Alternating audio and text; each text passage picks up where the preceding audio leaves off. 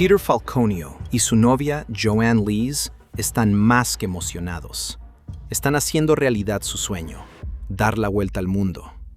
Con unos veintitantos años, los dos dejan su casa en Gran Bretaña y viajan por Asia y Australia, conociendo nuevas culturas, gente y lugares.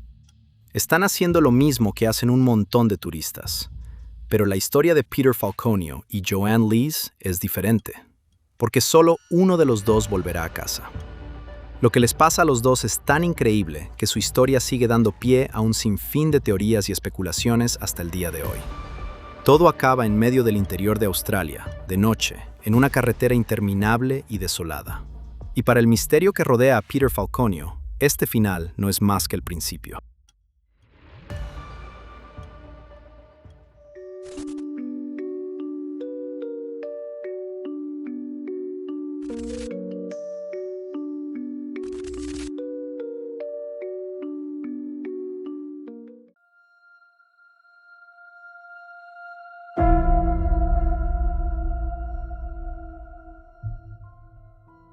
Peter Falconio nació el 20 de septiembre de 1972 y creció en Inglaterra, en un pueblecito de West Yorkshire.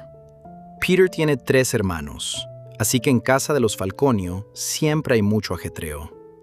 En el colegio, Peter siempre sacó buenas notas. Al terminar el instituto, Peter se puso a trabajar y consiguió ahorrar tanto dinero que pudo comprarse una casita en el pueblo.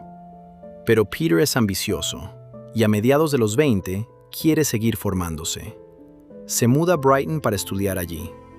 Peter no hace la mudanza solo. Su novia, Joanne Lees, también va con él. Los dos se conocieron en 1997 en una fiesta. Un año después, ya viven juntos en esa ciudad costera del sur de Inglaterra. Pero, por muy bonito que sea Brighton, Peter y Joanne quieren ver el mundo entero.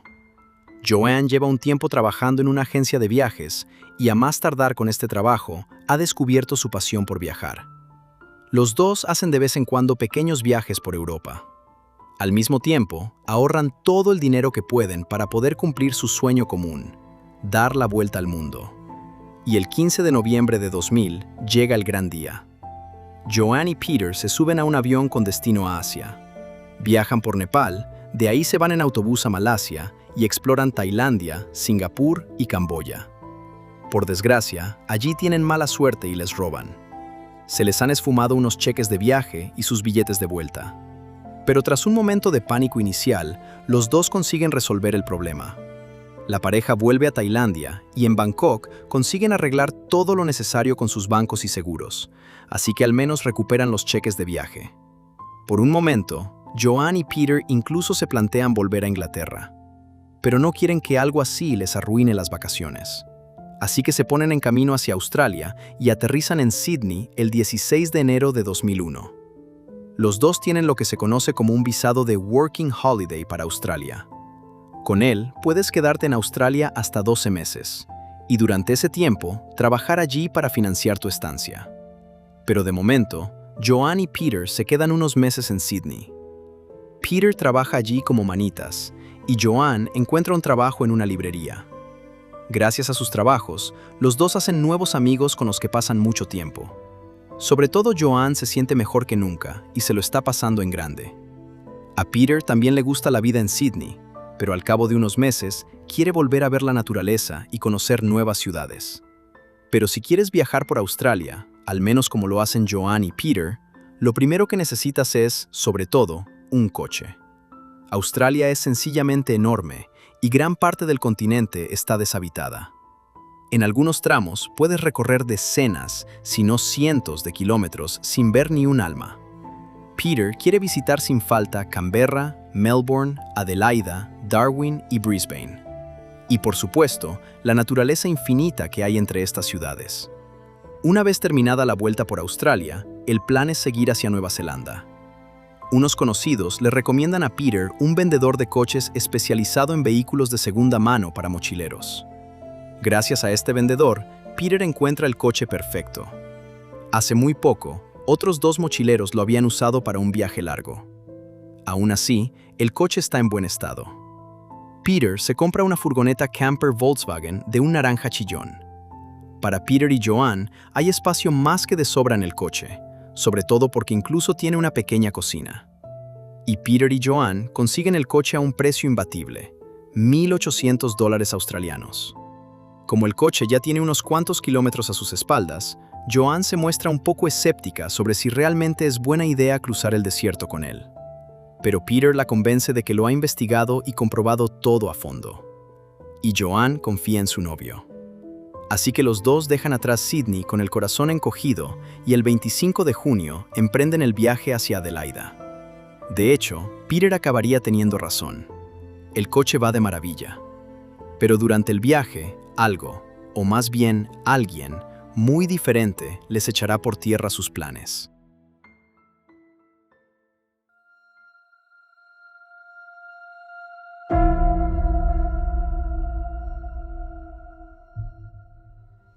Tras una parada en Adelaida, Joanne y Peter emprenden la siguiente etapa de su viaje por el Outback. Ni pueblos, ni civilización, ni cobertura de móvil ni de radio. La pareja se prepara bien. Llevan provisiones en el coche y Peter, tras lo que pasó en Camboya, ha comprado una pequeña caja fuerte para guardar su dinero. Entre Adelaida, su última parada, y la siguiente en Darwin hay nada menos que 3.000 kilómetros.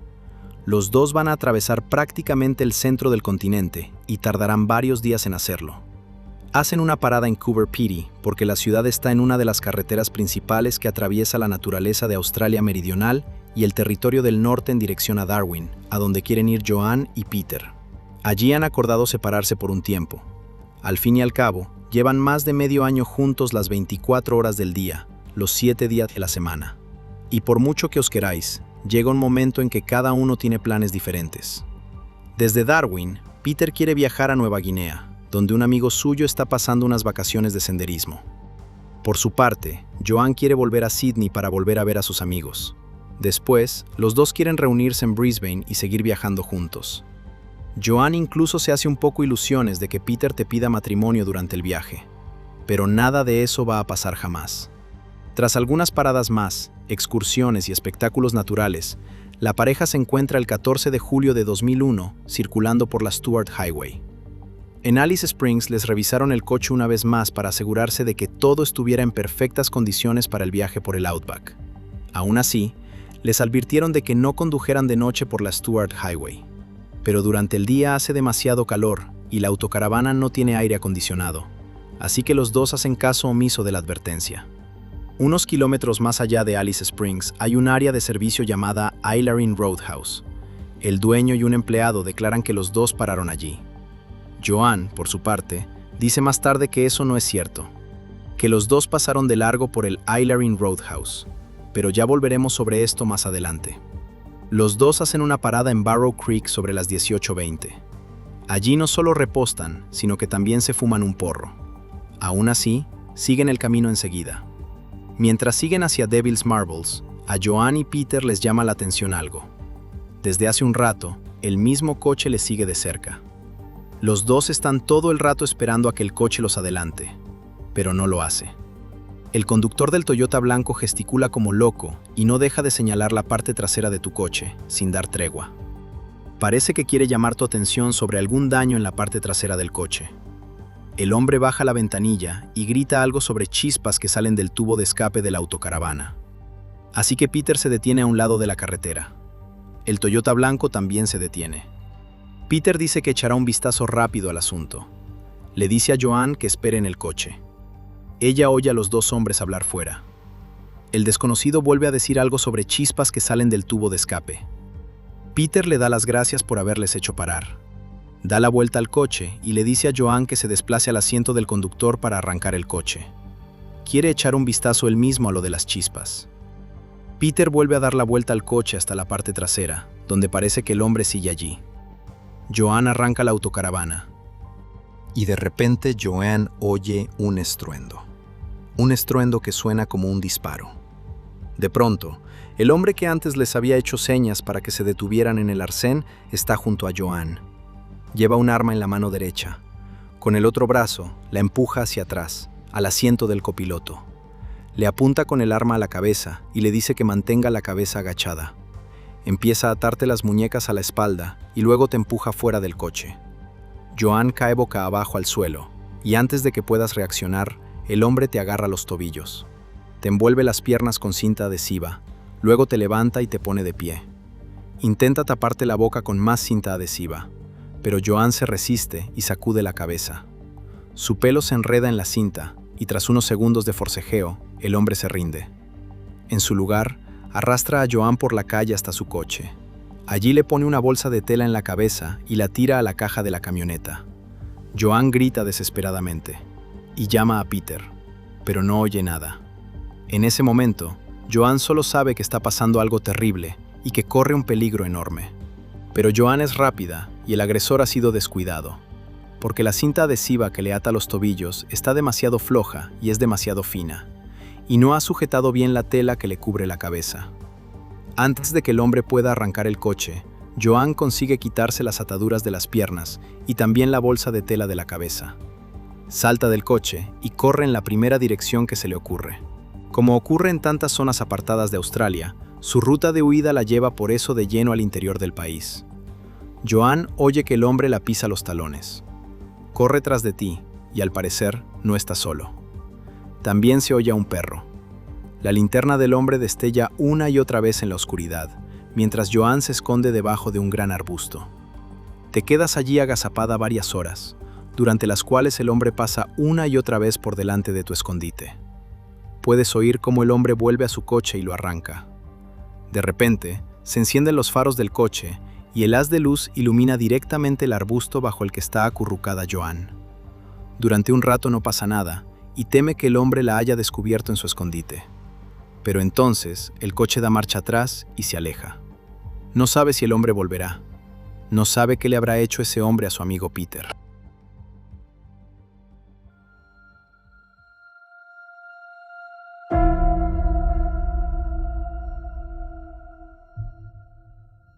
Al cabo de unos minutos, Joan se atreve a acercarse al borde de la carretera, donde se esconde entre la hierba alta. Cuando, hacia las 0:35, ve los faros de un camión grande, llama la atención. Así es como, en plena noche del 15 de julio, dos camioneros, Vince y Rodney, encuentran a Joan. Por supuesto, Joan está totalmente alterada y asustada. Rodney dirá más tarde en una entrevista que nunca en su vida había visto a alguien tan alterado. Él y Vince intentan tranquilizar a la joven y quitarle las ataduras. Joan no deja de gritarles que busquen a Peter. Cuando los dos le preguntan quién es, Joan les cuenta a trompicones que Peter es su novio y que le han disparado. Pero de Peter no hay ni rastro por ningún lado. Vince y Rodney deciden ir a la área de servicio más cercana.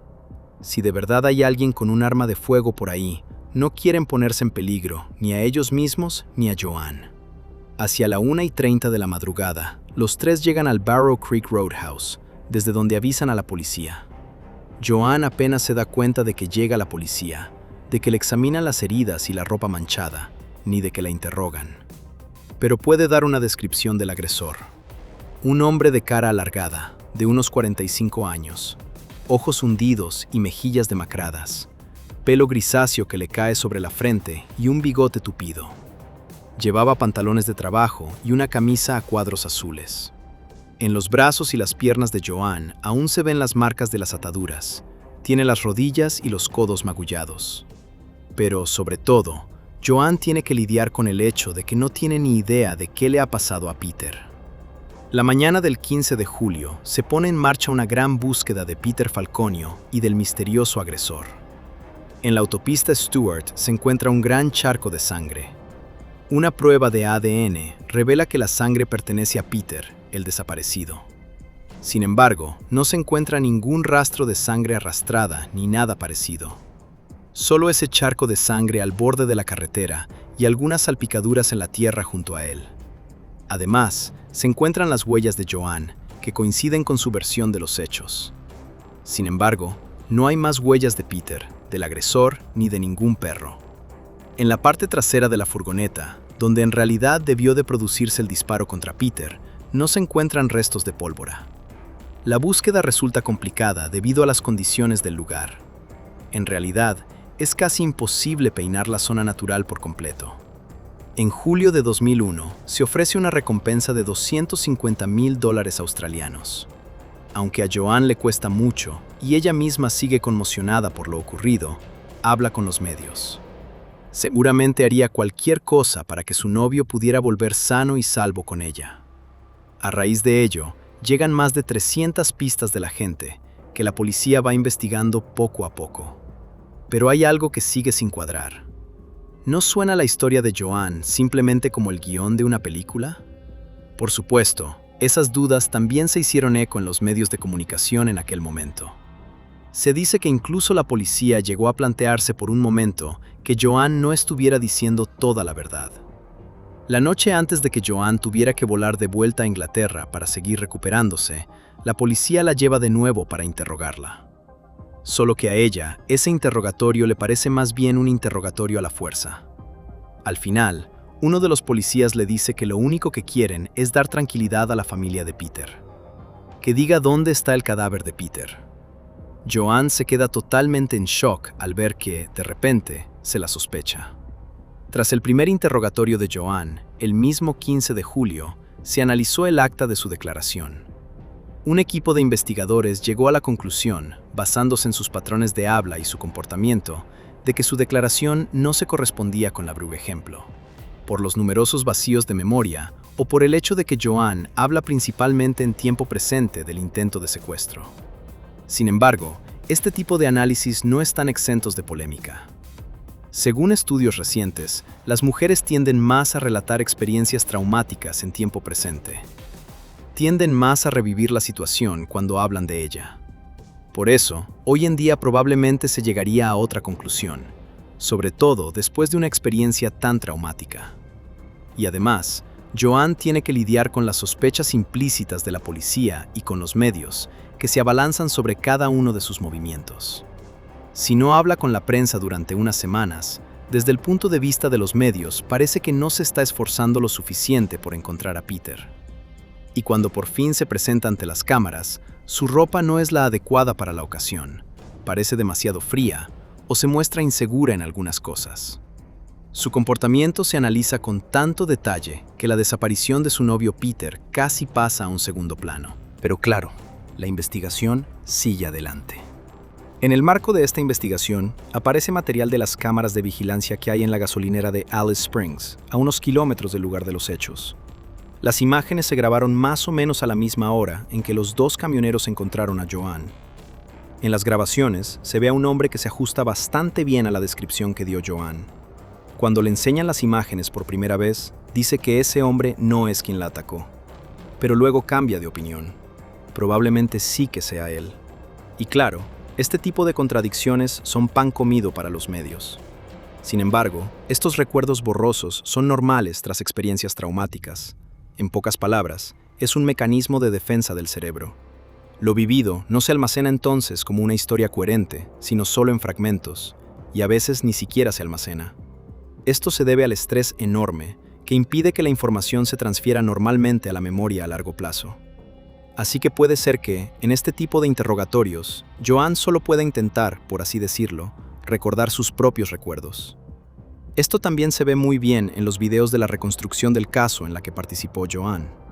Cuando tiene que recrear la situación en la que saltó del coche del secuestrador, mira hacia la derecha. Dice que, en realidad, estaba segura de que había corrido hacia allí. Pero ahora que está allí, tiene la sensación de que, en realidad, corrió hacia la izquierda. Y algo parecido pasa también cuando le enseñan el vídeo de vigilancia de la gasolinera. Al principio dice que el hombre no es el secuestrador, pero luego resulta que sí lo es. La policía, por su parte, también cree que el secuestrador y el hombre del video son la misma persona. El lugar, la hora y el aspecto coinciden, sobre todo porque en los videos también se ve el coche del hombre. Y el vehículo también coincide con la descripción de Joanne. Además, se encuentran varias manchas pequeñas en la camiseta de Joanne que parecen de sangre. Aunque las huellas son minúsculas, se consigue elaborar un perfil de ADN completo. El ADN no coincide ni con el de Joanne, ni con el de Peter, ni con el de sus dos salvadores. Tampoco hay ninguna coincidencia en la base de datos de la policía australiana. Pero por supuesto, se conserva la pista. Al fin y al cabo, Podría tratarse de ADN valioso del agresor. Además, el ADN también coincide con el que se encontró en las ataduras de Joan y en el volante de la furgoneta Volkswagen. Las dudas sobre la versión de Joan se disipan aún más cuando se sabe que Joan y Peter no son los únicos que han tenido encuentros extraños en la autopista Stuart. Según la policía del Territorio del Norte, ya ha habido otras denuncias de testigos. También han hablado de un hombre que encaja perfectamente con la descripción de Joan. Al parecer, ha aterrorizado en varias ocasiones a conductores de coches y motos en ese tramo de carretera. Un hombre le cuenta a la policía que, hace aproximadamente 1 año y medio, le hicieron señas para que se detuviera en coche junto con su familia, precisamente en ese mismo tramo de carretera. Por un hombre que, según la descripción de Joan, se parece sorprendentemente al retrato robot. En estos incidentes conocidos, el hombre no llegó a agredir físicamente a nadie. Aún así, la policía sigue esta pista. Busca a un hombre que circula habitualmente por la autopista Stuart, conduce una camioneta Toyota blanca, lleva un perro consigo y encaja con la descripción del agresor que dio Joan. Y los investigadores acabarán encontrando a este hombre.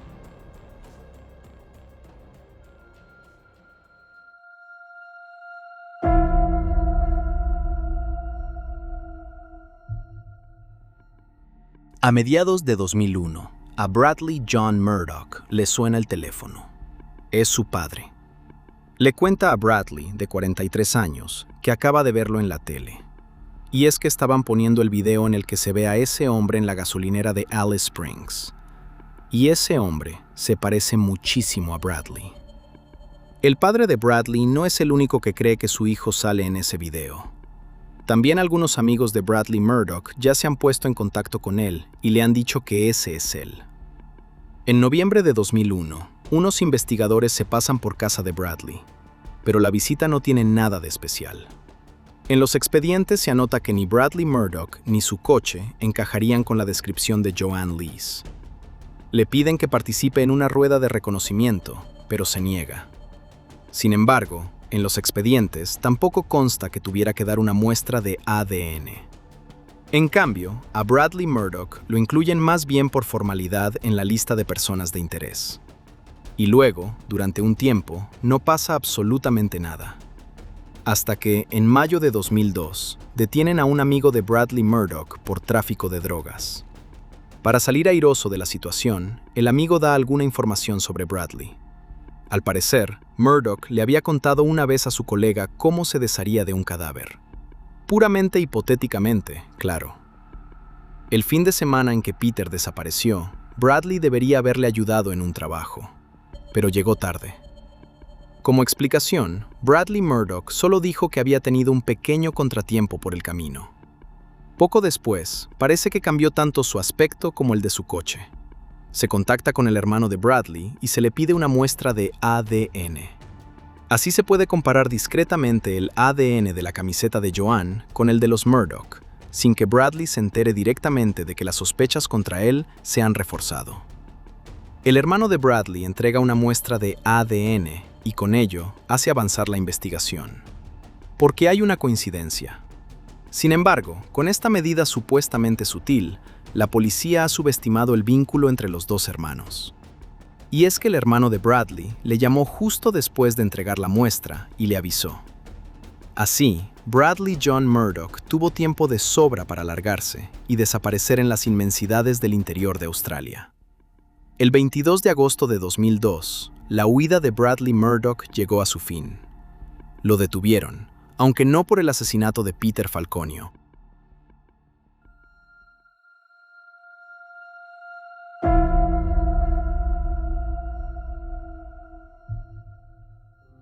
Han detenido a Bradley Murdoch por el secuestro y la violación de 2 mujeres. Se trata de una madre y su hija, y parece que la madre es conocida de Murdoch. Dicen que las retuvo durante varias horas y luego las dejó marchar. Ahora que Bradley está en la cárcel, los investigadores del caso de Peter Falconio por fin tienen la oportunidad de volver a interrogarlo. Esta vez como principal sospechoso. En Inglaterra también se está investigando. Algunos agentes de policía han viajado hasta allí para hablar con Joan. Le enseñan varias fotos de distintos hombres. Si Joan reconoce al agresor en alguna de ellas, debe señalar la foto. Y eso es lo que hace Joanne. Elige sin dudar una foto en la que aparece Bradley John Murdoch.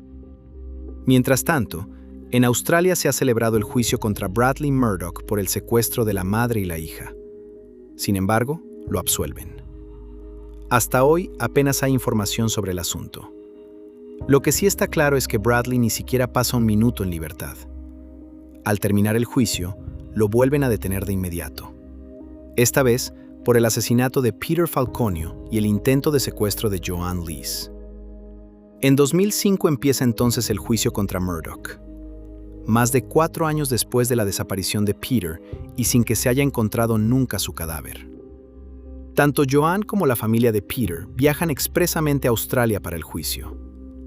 Allí también escuchan la estrategia de defensa de Bradley Murdoch. Y es que este se declara inocente. La clave de su defensa son, sobre todo, 2 testigos cuyas declaraciones pretenden demostrar lo que ya casi nadie cree posible: que Peter Falconio no está muerto, y que por lo tanto, Bradley no puede haberlo asesinado. La tesis de la defensa es que Peter Falconio fingió su propio asesinato. Había acordado con una tercera persona desconocida que haría señas desde el arcén en Barrow Creek y que Joanne se quedaría en el coche, para que él pudiera desaparecer sin que nadie se diera cuenta. Además, se pone en duda la identificación de Murdoch. Los investigadores viajaron a Inglaterra tras la detención de Bradley para mostrarte varias fotos de entre las que debías elegir la del autor del crimen. Ella señaló sin dudar la de Bradley John Murdoch. Pero cuando los investigadores llegaron a Inglaterra, los medios online ya habían publicado artículos sobre la detención de Murdoch, incluyendo una foto suya. Según los datos del navegador de Joanne, ella ya había visto un artículo de ese tipo con una foto de John antes de identificar esa foto como la del autor del crimen. Esto es, por supuesto, al menos un gran punto débil en el trabajo policial. Y luego están las 2 declaraciones de testigos que presenta la defensa. Una pareja afirma que el mismísimo Peter Falconio apareció en su gasolinera, en Nueva Gales del Sur, aproximadamente una semana después de su desaparición. Más concretamente, en la Brown Service Station de Bourke. Peter iba acompañado de un hombre de aspecto descuidado que llevaba un perro. Los 2 habrían comprado galletas para perros, una bebida y una barra de chocolate. Además, el segundo hombre se parecería al retrato robot elaborado a partir de la descripción de Joanne. A unos metros de la estación de servicio, habría un coche que, por su modelo, se parecía al del agresor. Solo que, al parecer, lo habían repintado de forma bastante chapucera. Sin embargo, el hombre y la mujer describen al tipo que se supone que era Peter de forma ligeramente diferente. Por eso, la fiscalía rechaza este testimonio. Si piensas en el disparo que oyó Joanne y luego en la sangre de Peter que se encontró en la autopista Stuart, la probabilidad de que una semana después estuviera sano y salvo de viaje con un desconocido y un perro es bastante baja. La defensa de Bradley Murdoch lo intenta con otro enfoque. De nuevo, el objetivo es Joanne. Porque resulta que Joanne tuvo una aventura con un hombre llamado Nick mientras ella y Peter estaban en Sydney. Peter no sabía nada de eso. There's indications that your relationship with Pete might have been sound a little bit from Sydney. Can you tell us about that? I had an affair with someone called Nick, and it lasted a month. He didn't know about it. Would you describe as a romantic relationship? You know, did you have plans? We just said if we felt anything after in 6 months or whatever, when we got back from England, then we'd review it. Joanne ya se lo contó al hermano de Peter en 2001, justo después de que Peter desapareciera. A petición suya, él también habló con sus padres. Cuando la policía le preguntó en un interrogatorio por problemas en su relación, ella misma contó de inmediato lo de la aventura con Nick. A pesar de todo, la familia Falconio apoya a Joanne. Claro, la infidelidad no estuvo bien, pero no ven ninguna relación con la desaparición de Peter. Los abogados defensores de Bradley Murdoch, por su parte, aprovechan la aventura para intentar hacer que Joanne parezca poco creíble. También se están analizando con todo detalle en el juicio algunas contradicciones que Joanne ha tenido en sus declaraciones sobre lo ocurrido en aquella época. Por ejemplo, sobre la longitud del pelaje del perro del secuestrador. Pero las pruebas de la acusación son, sencillamente, mucho más sólidas. El propio padre de Bradley y sus amigos lo han reconocido en el video de vigilancia.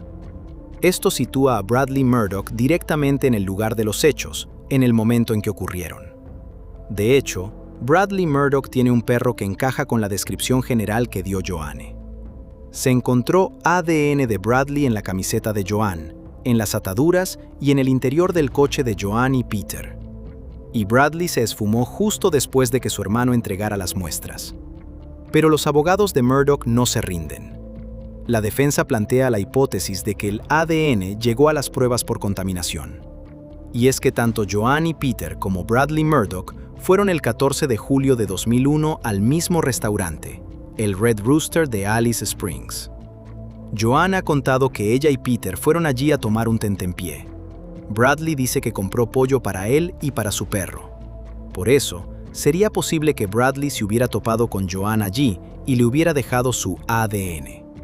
Sin embargo, la huella que se encontró en la camiseta de Joanne es una mancha de color rojo-marrón que, de hecho, más tarde resultó ser sangre. Aún así, Bradley dice que solo es un chivo expiatorio del asesinato. Y después de que detuvieran a su compañero de contrabando, este quiso mejorar sus propias perspectivas y le echó la culpa del asesinato de Falconio a Bradley. Pero la defensa no tiene ningún contraargumento para la prueba que probablemente sea más concluyente.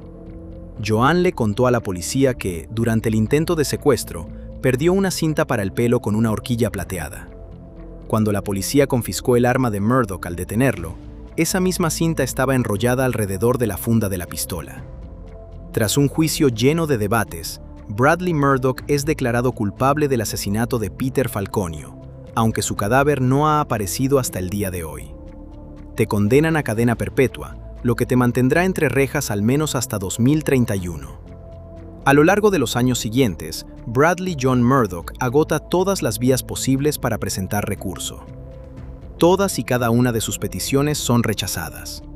Sobre el papel, el caso está resuelto. Pero, en realidad, quedan muchas preguntas sin respuesta. Y por eso, de vez en cuando, surgen novedades. Por ejemplo, la web de noticias NTN News publicó un artículo en la primavera de 2017. NTN recibió una carta en la que se explica lo que le pasó a Peter Falconio. La carta, de una página A4, fue enviada por correo aéreo por un australiano que ahora vive en Londres.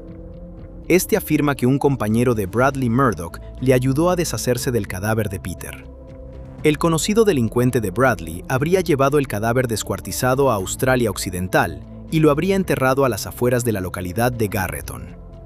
El remitente dice que tiene que permanecer en el anonimato, ya que él mismo estuvo involucrado en algún momento en negocios turbios con esa persona. NTN remitió la carta a la policía, que también investigó el asunto. Sin embargo, nunca se llegó a ninguna conclusión. En 2020 se estrenará un documental de 4 episodios sobre el caso. En él también habla Vince Miller, uno de los 2 camioneros que rescataron a Joanne la noche del 14 al 15 de julio de 2001. A diferencia de lo que figura en sus declaraciones, Vince menciona en su entrevista para el documental un nuevo detalle clave. Antes de que él y su compañero encontraran a Joanne, Vince vio otro coche cerca de Barrow Creek. Un coche rojo que estaba aparcado al borde de la autopista Stewart Highway. Había 2 hombres junto a ese coche.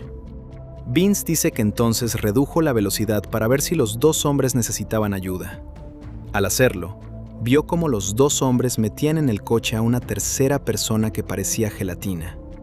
Y ese hombre al que metieron en el coche, bien podría haber sido Peter Falconio.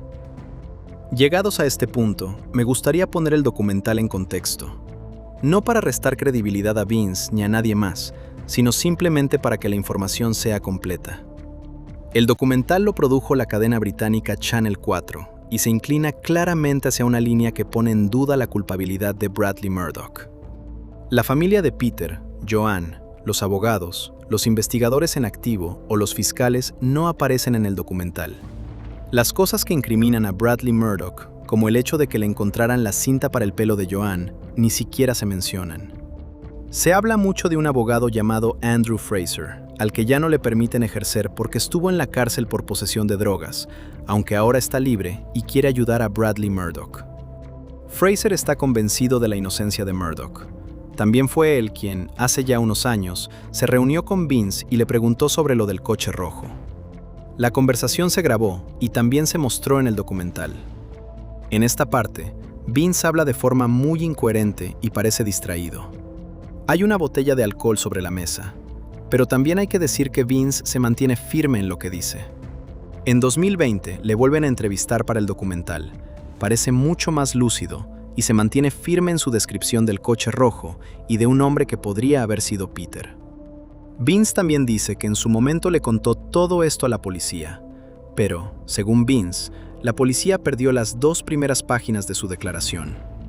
Poco antes del juicio contra Bradley Murdoch, le pidieron que firmara 2 páginas de sustitución. En esas páginas no se mencionaba en absoluto el coche rojo. Rodney, el compañero de Vince, no puede confirmar lo que dice su compañero, pero tampoco lo puede desmentir. Y es que él se había quedado dormido en ese tramo del camino. No se despertó hasta que el coche se detuvo y Vince habló con Joanne. Además, en el documental se entrevista al dueño del Aileron Roadhouse. El dueño, Greg, y 2 de sus empleados están seguros de que Joanne y Peter compraron bocadillos en el Roadhouse a primera hora de la tarde del 14 de julio de 2001.